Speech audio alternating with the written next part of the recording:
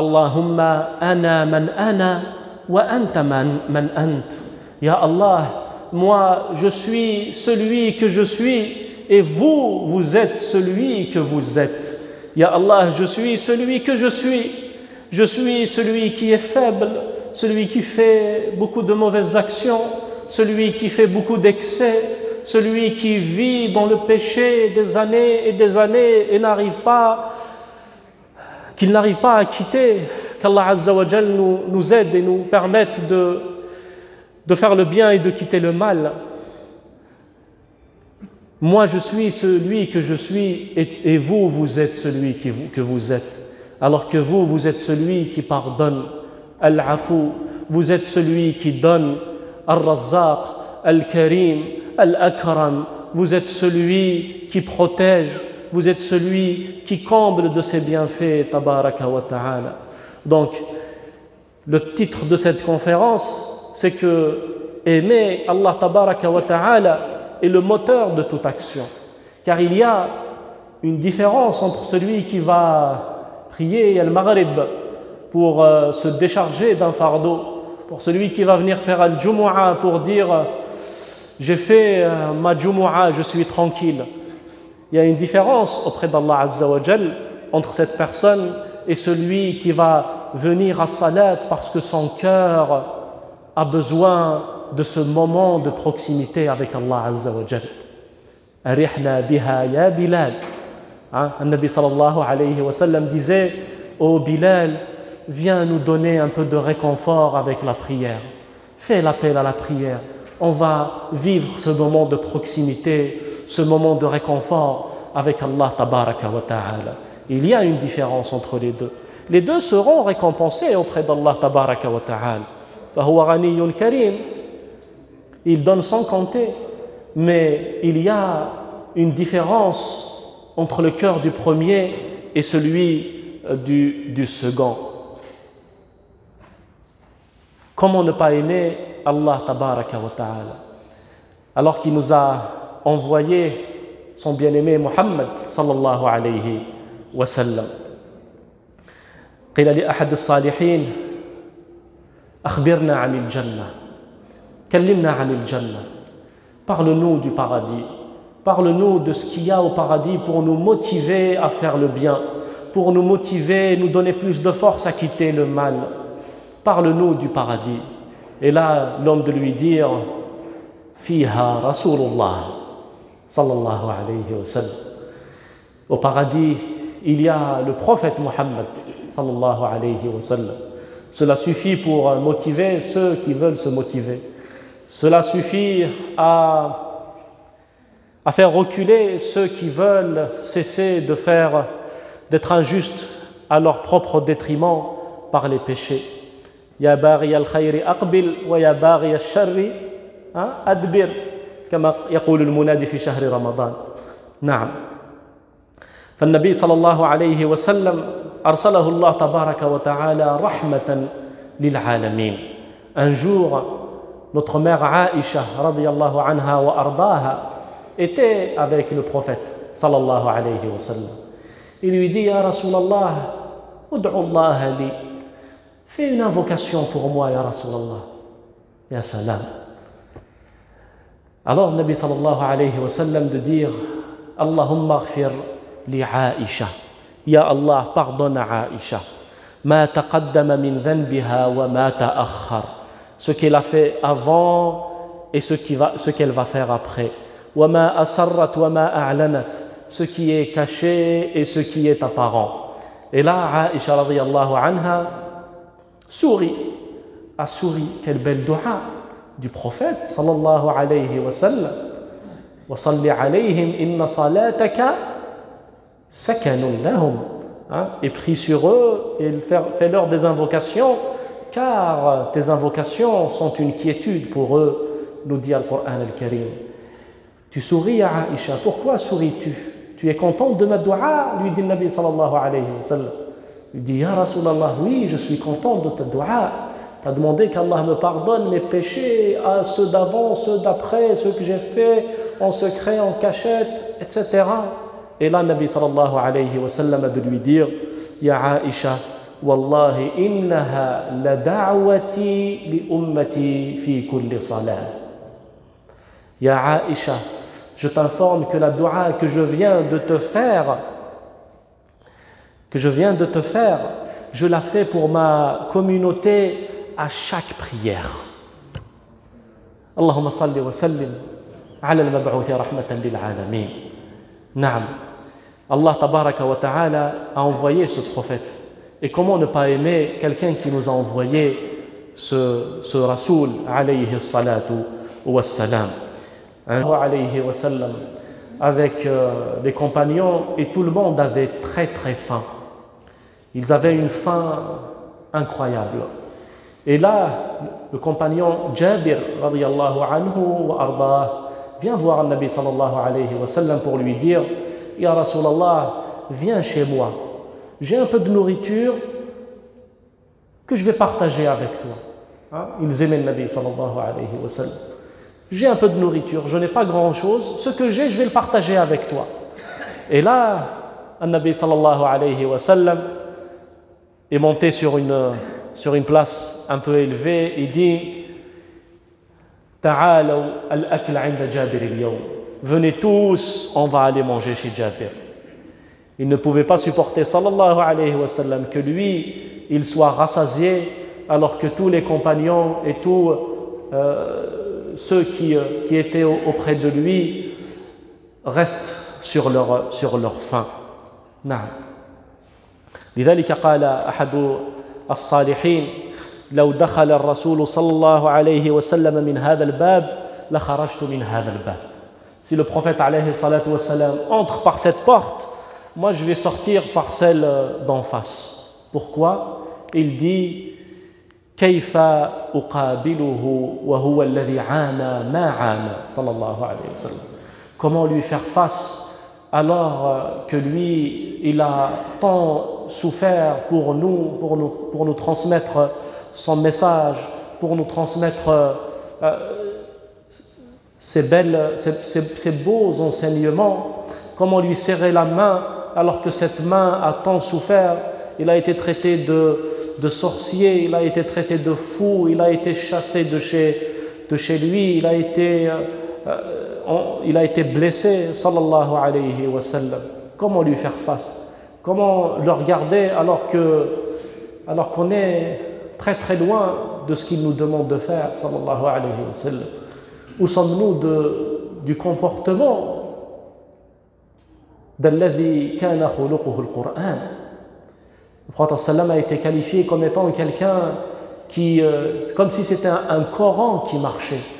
Ça veut dire tous les enseignements, toutes les bonnes manières, toute la morale du Coran était en lui, sallallahu alayhi wa sallam. Rien que dans la manière de parler, Al-Qur'an cite 10 références sur la manière de parler. Parler convenablement, parler avec justesse, et j'en passe. Rien que dans la manière de parler. Comment faire face à Nabi sallallahu alayhi wa sallam? Et nous sommes très loin de ces enseignements. Ils aimaient Nabi sallallahu alayhi wa sallam. Vous savez que Bilal ibn Rabah, que j'ai cité précédemment, aimait beaucoup Nabi sallallahu alayhi wa sallam, comme tous les compagnons. Et à la mort du prophète alayhi salatu wa sallam, tout ce qui a à Médine rappelait le prophète alayhi salatu wa sallam. Les murs de Médine, les rues de Médine, la mosquée, le marché, tout rappelait la ville du prophète alayhi salatu wa sallam. Et là, Bilal a décidé de partir parce que ça lui faisait trop mal de rester et de voir ainsi les rues de Médine vides du prophète alayhi salatu wa sallam. D'ailleurs, à sa mort, c'était un choc qui a bouleversé tout le monde. C'était un événement qui a chamboulé toute Médine, la Mecque et toutes les villes qui ont connu le Nabi sallallahu alayhi wa sallam. Et donc Bilal est parti en Syrie vivre là-bas. Et un jour, il a voulu rendre visite pour voir le Nabi sallallahu alayhi wa sallam, pour le saluer. Et là, quand il arrive à Médine, tout le monde se met autour de Bilal et quelqu'un de lui dire « Ya Bilal, viens nous faire l'adhan comme tu faisais à l'époque du prophète sallallahu alayhi wa sallam. On va entendre ta voix comme on l'entendait à l'époque du prophète sallallahu alayhi wa sallam et nous rappeler ces beaux souvenirs, ces beaux moments qu'on a passés avec lui. » Et là, Bilal de répondre « Lamma kuntu a'adhin, kuntu adhabu li hujrat al-nabi sallallahu alayhi wa sallam wa aqul حان وقت الصلاة يا رسول الله حان وقت الصلاة واليوم أؤذن وعند من أذهب اليوم. » Avant, je faisais l'adhan et je partais voir le prophète sallallahu alayhi wa sallam juste après pour lui dire « Ya Rasulallah, c'est bientôt l'heure de la prière. Préparez-vous, Ya Rasulallah. » Et là aujourd'hui, je vais faire le adhan, je vais aller voir qui? Je vais aller toquer à la porte de qui? Je vais prévenir qui? Ils avaient la douleur parce qu'ils ont connu un Nabi sallallahu alayhi wa sallam. Et vous savez, mes frères et sœurs, notre méconnaissance, je parle de moi en premier, notre méconnaissance du prophète sallallahu alayhi wa sallam et notre méconnaissance d'Allah tabaraka wa ta'ala, c'est ça la source de tous nos maux, de tous nos problèmes, de tous nos péchés, de tout notre éloignement. Man arafa Allah ata'ah ou man arafa Allah ahabbah wa man ahabbahu ata'ah. Quiconque connaît véritablement qui est Allah, quiconque connaît véritablement les attributs d'Allah, la grandeur de sa clémence, de sa miséricorde, de ses bienfaits, va automatiquement l'aimer. Et celui qui l'aime, et on a dit ça tout à l'heure, va l'obéir, ça va de soi. Ça va de soi. Quand on aime quelqu'un, on l'écoute. Quand on aime quelqu'un, on essaye de suivre ce qu'il nous demande de faire.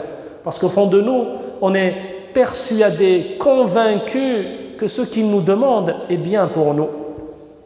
Ma yaf'alu Allahu bi'adhabikum in shakartum wa amantum. Allah ne va pas vous châtier si vous... Qu'a-t-il à faire, Allah, de vous punir si vous êtes reconnaissant et croyant? Vous croyez qu'Allah tabaraka wa ta'ala nous a créés pour nous punir, nous a créés pour nous châtier? Abadan.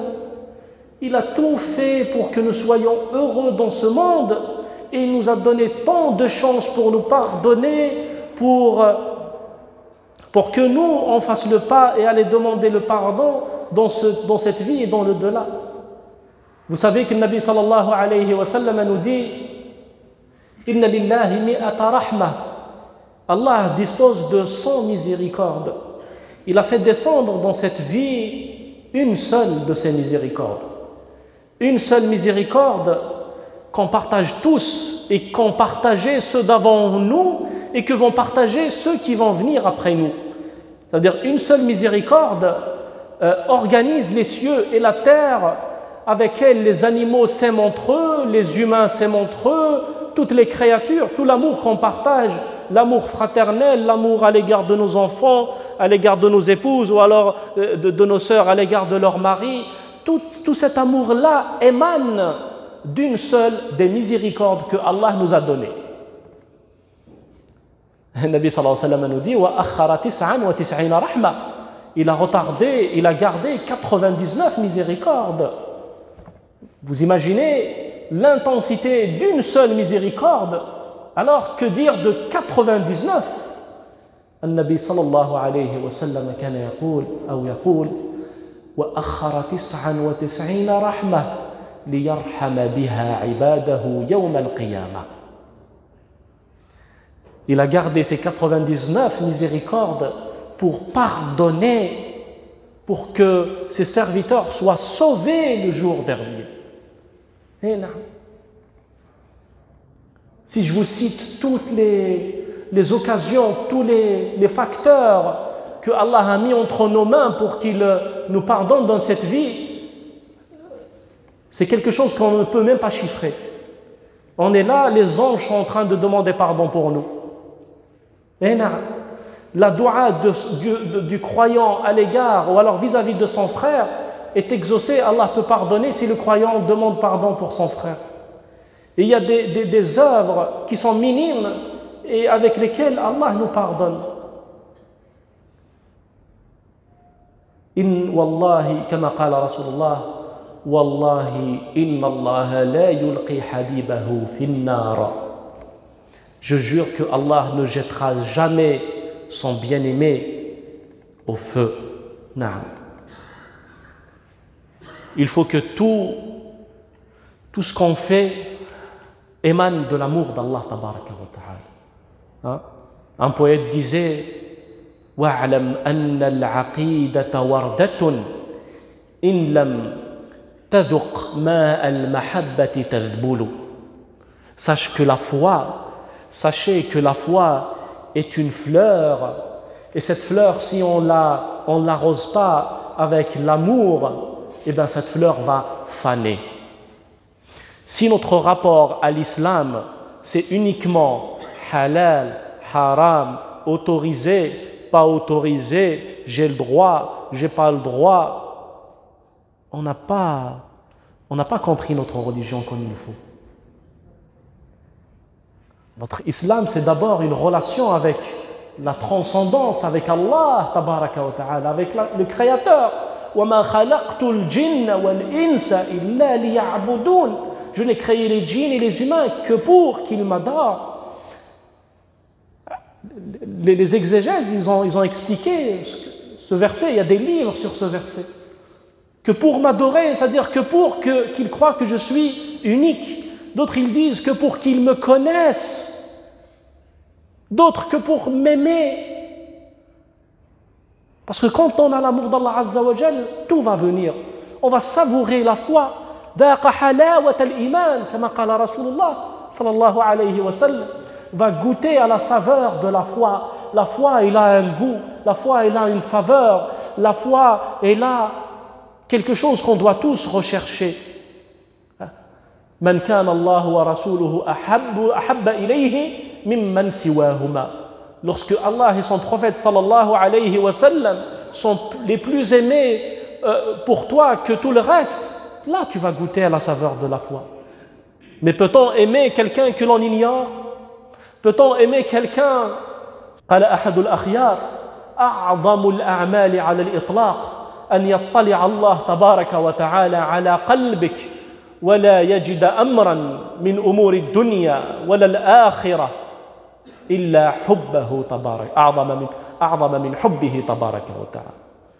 La plus grande des œuvres qui puisse exister, c'est que Allah regarde à un moment donné ton cœur et qu'il ne trouve dans ce cœur aucune action ou rien dans cette vie et dans le delà que son amour. Cette parole est très intense. Cette parole est très intense. Ça veut dire qu'on aspire tous à aller au paradis. C'est notre objectif à tous. نسأل الله أن يرزقنا الجنة برحمته وكرمه وعفوه إنه سميع مجيب. On aspire tous à aller au paradis. D'ailleurs, un homme ne faisait qu'une seule invocation. Il disait Allahumma inni as'aluka al-jannah, Allahumma inni as'aluka al-jannah, Allahumma inni as'aluka al-jannah. Toutes ces invocations, c'est Ya Allah, je te demande le paradis. Et quand on dit à un érudit, mais lui, il ne fait que cette dua, qu'est-ce qu'on peut lui conseiller? Il lui dit ben nous, toutes nos duas veulent que nous arrivions à la dua qu'il dit lui. Tout ce qu'on demande à Allah Azza wa Jal, alayha nudandil, ala hadhihi al-jannah nahnu nudandil.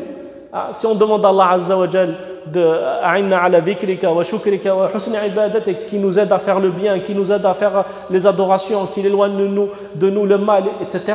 Tout cela pour accéder au paradis et à sa satisfaction. Comment ne pas aimer Allah tabaraka wa ta'ala? Je vais vous donner un exemple. On va recevoir chez nous un invité. Et on va être très hospitalier à son égard. On va lui donner de la bonne nourriture, on va prendre soin de lui, on va être aux petits soins à son égard. Il va dormir et le lendemain, il va se réveiller, cet invité, et il va commencer à nous insulter, à casser le mobilier de notre maison, à casser notre cuisine. Qu'est-ce qu'on va faire? Quelle sera notre réaction? Le minimum, c'est de lui dire, c'est de lui dire de sortir et de ne plus jamais remettre les pieds chez nous. Est-ce normal ou pas? Ah oui, on l'a gâté et au final, il nous fait ce qu'il a fait. Eh bien, mes frères et sœurs, imaginons que cet invité soit nous. Et que notre hôte, c'est Allah tabaraka wa ta'ala. Cet exemple a été donné dans nos livres par nos grands savants. Nous vivons sur la terre de notre Seigneur. Et nous vivons sous son ciel. Et on consomme au quotidien ses bienfaits. Et il nous a nourris, logés depuis qu'on était dans les entrailles de nos mamans. Subhanahu wa ta'ala. Et là, كيف العقل يجهله وكيف القلب ينساه. Comment la raison peut-elle l'oublier? Ou alors comment la raison peut-elle l'ignorer? Comment le cœur peut-il l'oublier? Mais Allah Azza wa Jal ne nous a pas chassés, mais il nous a donné des chances. Après ces chances, il y a d'autres chances. Il nous a donné la possibilité de nous corriger, nous donne la possibilité de nous réformer, nous donne la possibilité de changer, tabaraka wa ta'ala. Il n'a pas fermé les portes de son repentir, du repentir. Et il est heureux de voir l'un de nous revenir à lui. Ça veut dire Allah est heureux quand quelqu'un décide d'ouvrir une nouvelle page avec lui. Subhanahu wa ta'ala. العجب في يحبهم ليست في يحبونه اللهم ارحمنا برحمتك الواسعة يا أكرم الأكرمين.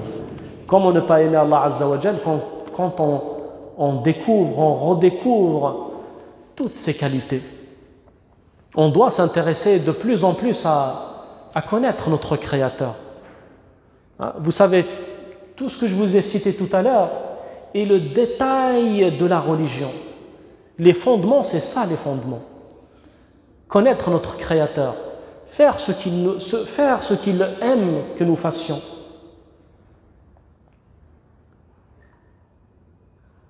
Allah tabaraka wa ta'ala a sauvé des gens de beaucoup de malheurs. Il a sauvé le prophète Nuh de la noyade, il a sauvé Ibrahim du feu. Il a sauvé le prophète Youssef de la prison, le prophète Yunus, alors qu'il était dévoré par la baleine, alors un gros poisson. Il n'a pas été précisé de quel poisson il s'agit.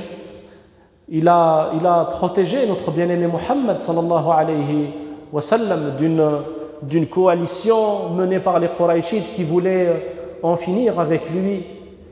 Eh bien, dans notre rapport avec Allah, tabaraka wa ta'ala, car c'est surtout ça, connaître Allah, et puis al-ta'amulu ma'allah, et puis vivre avec Allah Azza wa Jal, avoir un ensemble de comportements vis-à-vis d'Allah subhanahu wa ta'ala. Le premier de ceux-ci ou alors de ceux-là, c'est de penser du bien de lui. Ça veut dire toutes les épreuves qui nous a mis sur notre chemin, la maladie de celui qui est malade, la pauvreté de celui qui est pauvre, ne l'a pas mis parce qu'il le déteste, parce qu'il veut qu'il souffre. Abadan. Il faut toujours penser du bien d'Allah tabaraka wa ta'ala, que lui, il souhaite notre bonheur dans cette vie, et que dans l'au-delà, il souhaite notre bonheur également. Il y a certains, ils disent « J'ai tellement fauté, j'ai tellement fait de fautes que le jour dernier, Allah va me jeter directement en enfer. » Ça, c'est ignorer Allah. Ça, c'est se comporter mal avec Allah. On dit que « Su'u dhanni billah a'zamu min al-ma'siyah » ou « Al-dhannu bi anna Allah la yaghfir al-ma'siyah » Croire que Allah ne va pas pardonner notre péché et lui-même est en soi un péché qui est plus grave que le péché qu'on a fait. لا لا يعجزه شيء في الأرض ولا في السماء. C'est lui qui nous dit tabaraka wa ta'ala. Il n'y a rien qui l'empêche de faire ce qu'il veut dans les cieux et dans la terre. Allah, il peut pardonner tous les péchés, tabaraka wa ta'ala, du moment que la personne regrette véritablement et souhaite véritablement se réformer, faire mieux pour ce qui reste de sa vie. Donc notre relation avec Allah doit commencer par sa connaissance, le connaître, mais surtout par vivre avec lui. Vivre avec quand on demande à Allah Azza wa Jal, par exemple, autre exemple spontané qui me vient, quand je fais des du'as, je ne fais pas des du'as pour la forme. Je fais mes du'as qui vont venir de mes entrailles, et à la fin de cette du'a, je suis persuadé que Allah va l'exaucer. C'est ça le comportement avec Allah. Avoir confiance en lui, que ce qu'il m'a mis sur mon chemin, il n'y aura pas meilleur que cela. Un érudit disait, si Allah nous donne la possibilité d'écrire notre destin par nos mains, ce qui va nous arriver dans le futur, c'est nous qui allons décider. Ça ne va pas arriver, hein? Bien sûr, Allah a écrit le destin bien avant notre existence. Mais pour nous donner un sens profond, il nous dit, si on écrit notre destin et qu'on écrit toutes les bonnes choses que nous souhaitons, on ne pourra jamais choisir mieux que ce que Allah a choisi pour nous. Par nous-mêmes. C'est nous qui allons choisir ce qui va nous arriver. Hein? Peut-être l'un parmi nous, l'un d'entre nous va mettre, après Salat al-Isha, je vais trouver un sac avec 30 millions d'euros.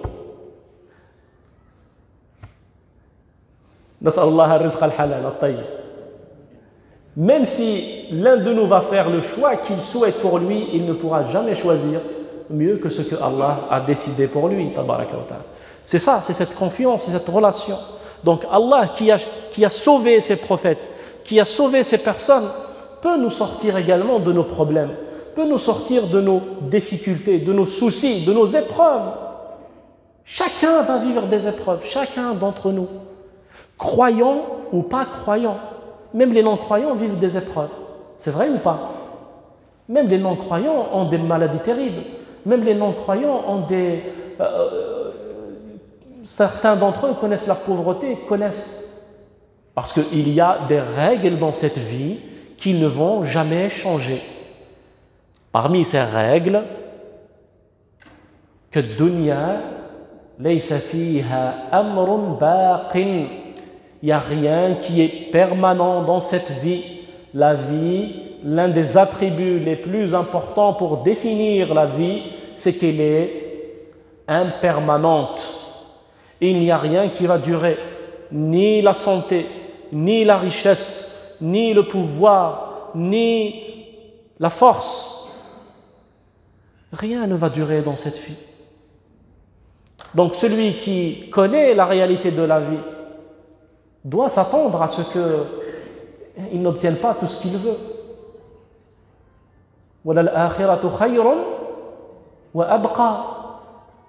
Allah a qualifié l'au-delà comme étant meilleur et plus durable. لن ينفعنا في هذه الدنيا إلا العمل الصالح وأعظم الأعمال أعمال القلب وأعظم أعمال القلب حب الله تبارك وتعالى وحب النبي صلى الله عليه وسلم والإيمان بالله واليقين بالله والإخلاص في القول والإخلاص في العمل والذكر والدعاء. Telles sont les œuvres qui vont nous être utiles auprès d'Allah Azza wa Jalla. Les œuvres du cœur. Les œuvres du cœur, c'est ça, c'est ces œuvres-là sur lesquelles on doit travailler en permanence. L'amour d'Allah Azza wa Jalla, l'amour du prophète sallallahu alayhi wa sallam, la certitude, la confiance, la sincérité dans nos œuvres, dans nos actions, le dhikr d'Allah, évoquer Allah. Vous pensez que évoquer Allah c'est la langue? Avant que cette langue ne bouge, il y a le cœur qui a donné le signal. La langue ne peut évoquer sans que le cœur lui donne l'autorisation. Vous ne pouvez vous lever de chez vous pour venir faire salat al-maghrib ou salat al-isha sans que ce cœur ne le veuille. Et pour que ce cœur le veuille, il faut qu'il soit nourri. Il faut qu'il soit nourri par la nourriture qui va l'élever. Et c'est ce qu'on appelle la spiritualité. Ar-Ruhaniyat. Et c'est ce qui nous manque cruellement.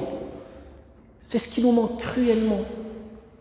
Quelqu'un va venir pour se renseigner au sujet de l'islam. Il ne faut pas boire l'alcool, il ne faut pas manger le cochon, il ne faut pas, il faut pas, il faut. Ya salam. C'est ça l'islam, ayyuhal ahbab, c'est ça, c'est sur quoi? C'est sur cela qu'on doit commencer. C'est ainsi qu'on doit définir notre belle religion. Wallahi, mon cheikh, il a. نسأل الله أن يحفظ شيوخنا وأن يزيدهم من فضله ومن الخيرات التي بين يديه. Il nous a fait un cercle important. Et à l'intérieur de ce cercle, il a mis un tout petit cercle. Il a mis 2-3 petits cercles à l'intérieur, mais minuscules, hein, de quelques centimètres de diamètre. Il a dit, vous voyez ce grand cercle? Il a dit, ce grand cercle, c'est l'islam. Il a dit, le petit cercle à l'intérieur, le premier, c'est ce qui est interdit en islam, et le deuxième petit cercle, c'est ce qui est obligatoire en islam. Vous voyez? Donc, on a laissé toute cette beauté pour se focaliser.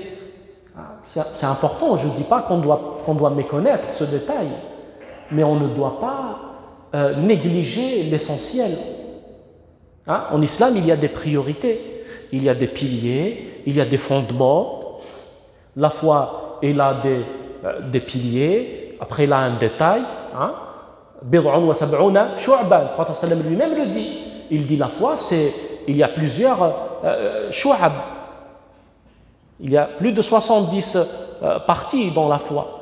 Mais il y a les 6 qui font la base. Croire en Dieu, croire en ses anges, croire en ses prophètes, croire au jour dernier, croire au jugement, au jour dernier, croire au destin, qu'il soit favorable ou défavorable, croire à ses livres, ça c'est les fondements. Donc on doit commencer par les fondements pour ensuite bâtir, cheminer vers Allah tabaraka wa ta'ala avec la connaissance et la pratique. C'est ça le chemin qui mène à Allah tabaraka wa ta'ala. Mais si je commence par la fin, je vais commencer à parler des hadiths qui est authentique, qui n'est pas authentique, alors que moi je connais à peine 1 ou 2 attributs d'Allah Azza wa Jal. Je ne connais pas la profondeur du nom Al-Halim, ni celui de l'Aziz, ni celui de l'Karim, ni celui de l'Wadoud. Donc vous voyez, c'est des priorités, mes frères et mes sœurs. Et c'est le message que je souhaite vous transmettre ce soir. C'est que tout commence par l'amour d'Allah. Et l'amour d'Allah n'est possible que par 2 choses. Le connaître, puis vivre avec lui. Et les 2, c'est des œuvres du cœur. Ala wa inna fil jasadi mudghah idha saluhat salaha al jasadu kulluh. Nabi sallallahu alayhi wa sallam est clair, il y a dans le corps une partie, lorsqu'elle se porte bien, tout le reste se porte bien. Et inversement, lorsqu'elle se porte mal, eh bien c'est tout le reste qui va se porter mal. Naam. C'est pour cela que Omar ibn al-Khattab, radiyallahu anhu wa ardah, il a suffi de quelques versets pour que cette relation avec Allah se tisse. Taha ma anzalna alayka al-Qur'ana litashqa. Taha, nous t'avons envoyé le Coran, nous ne t'avons pas envoyé le Coran pour que tu souffres, pour que tu sois malheureux, dans une traduction. Il a dit, subhanallah, c'est ce qu'il veut Allah de moi, c'est ce que Dieu veut de nous. Regardez cette relation de confiance. Allah veut mon bonheur, alors je vais suivre ce bonheur. Dieu veut la paix, me veut la paix, alors je veux connaître cette paix. Il suffit de très peu. Il a suffi de très peu pour que l'islam ne s'est pas propagé par l'épée. ne s'est pas propagé par la violence, ne s'est pas propagé par la force. Celui qui vous dit ça, il se trompe. On ne peut jamais contraindre quelqu'un à faire quelque chose toute sa vie. Il va le faire un moment parce qu'il a peur, mais ensuite il va s'en détourner. L'islam ne s'est pas propagé par la force. Et il est interdit de propager l'islam par la force. C'est pas moi qui le dis, c'est le Coran. La ikraha fid din. Nulle contrainte dans la religion. Lasta alayhim bimusaytir. Allah dit à son prophète sallallahu alayhi wa sallam, tu n'es pas pour eux, à leur égard, quelqu'un qui les oblige. Sallallahu alayhi wa sallam. Donc c'est cette relation qu'il faut bâtir et qu'il faut entretenir. On m'a donné 45 minutes et je crois que je suis à la fin de mes 45 minutes. Et pourtant je suis qu'à la moitié de ce que je voulais dire. Je vais essayer de résumer. Je ne vais pas rajouter, cher Farid? Je vais leur rajouter 10 petites minutes, Inch'Allah. Et c'est compréhensible de s'arrêter à 45 minutes. Il y en a qui voudront rentrer chez eux pour revenir pour l'Aïcha. Il n'y a aucune gêne à cela, Inch'Allah. Et je vais essayer de résumer, ayyuha al-ahbab, c'est ce que Allah cherche de nous, c'est cette relation avec lui. Parce qu'en réalité, l'œuvre la plus anodine, la plus petite des œuvres, il peut l'agréer et grâce à elle, on peut tout gagner. L'œuvre la plus anodine, elle a des récompenses inimaginables. Le prophète alayhi salatu wassalam nous dit, le fait de caresser la tête d'un orphelin, il y aura pour chaque cheveu une hasana. Ça veut dire, on a environ 300 000 cheveux. Ça veut dire qu'une petite caresse sur la tête d'un enfant nous donne 300 000 bonnes actions. Vous connaissez tous l'histoire de la femme à qui Allah a pardonné beaucoup de péchés parce qu'il a donné à boire à un chien. Un homme, Allah lui a pardonné parce qu'il a retiré de la route des gens des pierres, des cailloux, des épines qui pouvaient les blesser. Allah a pardonné à un vieux parce qu'il a donné un bout de pain à quelqu'un. Allah a pardonné à un homme 99 registres remplis de mauvaises actions avec une seule bonne action. Parce qu'il a dit La ilaha illallah. Vous connaissez ce hadith? Le hadith al-Bitaqa. Le Nabi sallallahu alayhi wa sallam a dit le jour dernier, quelqu'un, on va ouvrir pour lui les registres où sont notés, marqués ses mauvaises actions. Donc il aura 99 registres, chaque registre remplit l'univers, ou alors remplit l'horizon.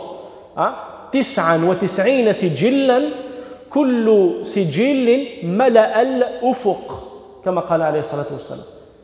Donc imaginez l'importance de ces registres. Et ces registres, on va appeler une balance.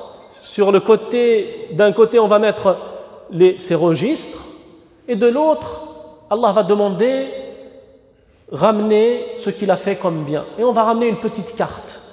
D'ailleurs, le hadith s'appelle le hadith de la carte.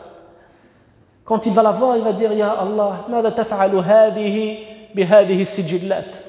Que va-t-elle faire, cette petite carte, avec autant de livres remplis de mauvaises actions? فيقول الحق تبارك وتعالى لن تظلم اليوم لا ظلم اليوم. Aujourd'hui, personne ne sera victime d'injustice. Alors on va mettre les 99 registres dans le côté d'une balance et on va mettre la petite carte sur l'autre côté. قال صلى الله عليه وسلم فطاشت السجلات. Ça veut dire les registres, on ne les voit plus. Ils se sont évaporés quand on a posé cette petite carte sur laquelle est marqué La ilaha illallah.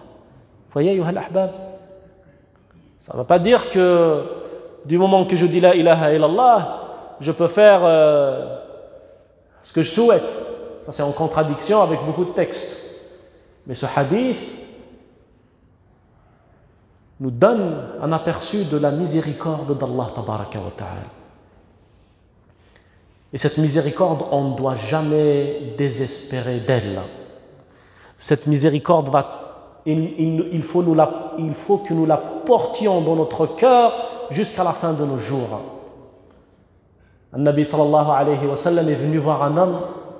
Il lui dit, comment te sens-tu? Et l'homme de lui dire Akhsha dhunubi wa arju rahmata rabbi. Je redoute mes péchés. J'ai fait beaucoup de péchés, mais j'espère la miséricorde d'Allah. Je crains mes péchés, mais j'ai un grand espoir vis-à-vis de la miséricorde d'Allah. Il est mort. Et le Nabi sallallahu alayhi wa sallam a dit, dans le sens du hadith, qu'il est sauvé grâce à cette pensée. Parce que croire que Allah va nous pardonner, c'est croire qu'il est capable de tout, tabaraka wa ta'ala. C'est de lui donner la place qui lui est légitime, subhanahu wa ta'ala. Alors, cette femme, elle prie la nuit et elle disait dans cette dua, Allahumma inni as'aluka bihubbika li. Allahumma inni as'aluka bihubbika li. Ya Allah, je te demande par l'amour que tu as à mon égard. Et puis il fait des du'as et lui demande de me donner, de préserver mes enfants, d'éloigner de moi tout mal.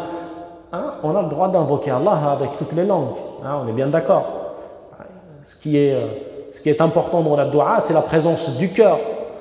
Je ne vais pas apprendre une dua en arabe, en phonétique. Après, au moment de faire la dua, je me concentre sur les mots que je dois dire et j'oublie que je m'adresse à Allah.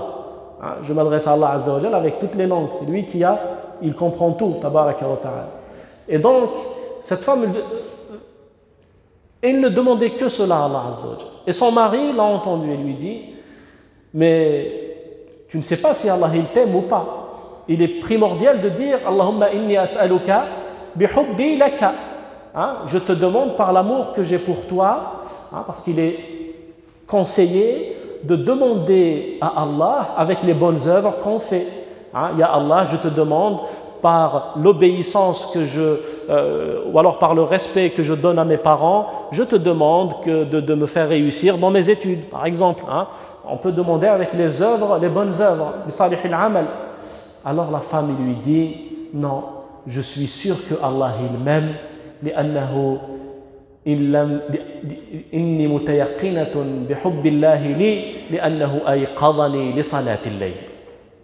Je suis persuadé que Allah il m'aime parce que il m'a permis de me réveiller à cette heure tardive de la nuit et de prier et de faire le bien et d'être en proximité avec lui.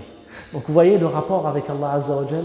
Je tenais à vous faire partager ces choses. Tout se passe dans le relationnel avec Allah tabaraka wa ta'ala. Ibn al-Munkandir, un grand tabi'i, et je termine sur cette histoire, a fait la prière sur un homme connu pour ses péchés. Et lui était un savant reconnu de son époque, jusqu'à maintenant, Ibn al-Munkandir, rahimahullah. Et donc les gens sont partis le voir pour lui dire pourquoi tu as prié sur cet homme. Il est connu pour sa débauche, il est connu pour avoir vécu dans l'excès, pour avoir fait les mauvaises actions, etc. Et là, Ibn al-Munkadir, regardez la connaissance, la profondeur de la science. C'est ça la science. Al-ilm al-khashya. La connaissance, la science, c'est redouter Allah, redouter de le décevoir, connaître Allah, connaître ce qu'il veut de nous. C'est ça la réalité de la science. Ce n'est pas apprendre des livres par cœur, alors qu'il y a des défaillances dans notre relation à notre Créateur. Je fais des œuvres alors qu'il n'y a aucune sincérité dans ces œuvres. À quoi sert la science si déjà je ne suis pas sincère dans ce que je fais? Il y a une différence entre celui qui va aller faire le pèlerinage pour que Allah lui pardonne ses péchés et lui accorde, comme dit le hadith du prophète sallam, il va revenir chez lui comme le jour où sa mère l'a mis au monde, et celui qui va aller faire le hajj pour qu'il porte un attribut, pour qu'on parle de lui, pour qu'on dise qu'il est pieux, etc. D'ailleurs, un homme est invité, et j'ouvre beaucoup de parenthèses, c'est un shir qui a été invité par l'un des gens de la mosquée chez lui. Et au moment de faire as-salat, il dit on va faire ensemble le shir. Il a appelé son épouse qui était dans la salle à côté ou alors dans la cuisine. Il lui dit s'il te plaît, ramène-nous les tapis pour prier avec shir. Mais ne ramène pas les tapis. Ramène les tapis qu'on a ramenés de l'Hajj pour prier avec shir. Mais ne ramène pas les tapis qu'on a pris cette année, ni ceux de l'année dernière, ni celui d'il y a 2 ans. Ramène ceux d'il y a 4 ans. Il voulait dire, on a fait, mashallah, 4 années de hajj ou 5 années de hajj. Hein? Et le shir de lui dire, tu viens d'éclater 4 ou 5 pèlerinages d'un coup. Hein? Parce que tu n'arrêtes pas d'en parler, et ainsi de suite. Donc la connaissance, c'est ça. C'est de travailler sa sincérité, c'est de travailler son cœur, c'est sa relation avec Allah, c'est ça la priorité, et c'est ça la meilleure des sciences. Et donc, je reviens à Ibn al-Munkadir, quand les gens lui ont fait le reproche de pourquoi il a prié sur lui, il dit « Astahyi min Allah » j'ai honte que Allah me voie sans prier sur lui, car j'ai peur qu'il croit que, hein, écoutez bien, que sa miséricorde peut ne pas toucher certains. Subhanallah. Il a dit, j'ai peur de donner l'impression que la miséricorde d'Allah peut ne pas toucher certains. Rahmaka Rabbana Rahmak. Allahumma arhamna ya Rabbil alamin. اللهم ارحمنا يا ارحم الراحمين. اللهم نسألك يا أكرم الأكرم، نسألك يا ذا الجلال والإكرام، نسألك بأسمائك الحسنى وصفاتك العلى، نسألك ربنا أن تجعلنا من الذين يحبونك.